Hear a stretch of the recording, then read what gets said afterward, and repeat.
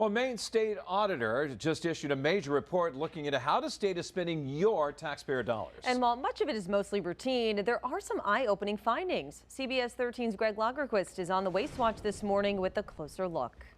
Good morning. It is a more than 500-page report. In fact, this is only about a third of it from the Maine State Auditor Matthew Dunlap with a grand title, The Single Audit Report of the State of Maine, a legally required deep dive into Maine spending, including how the state is spending federal dollars. Now, among the key findings, Maine spent more than $5.5 billion in federal financial assistance in fiscal year 2024 alone, with the audit finding evidence of what's known as material noncompliance in almost half of the federal programs audited, 9 out of 19, including major benefits programs like Medicaid and the SNAP Food Assistance Program.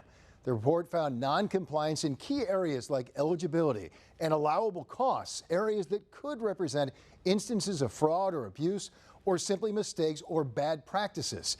Now, specifically, the audit identified 61 deficiencies in internal controls. Those are needed to prevent or detect and correct non-compliance, including 16 material weaknesses, which are considered more significant. The audit also identified about $4.5 million in known question costs, essentially red flags or money believed to be not spent as the feds require, which the feds actually could demand back. Now, we did email the state auditor, who declined to speak on camera, referring questions to the specific departments audited. But he did note that corrective actions are included in this audit, which is standard.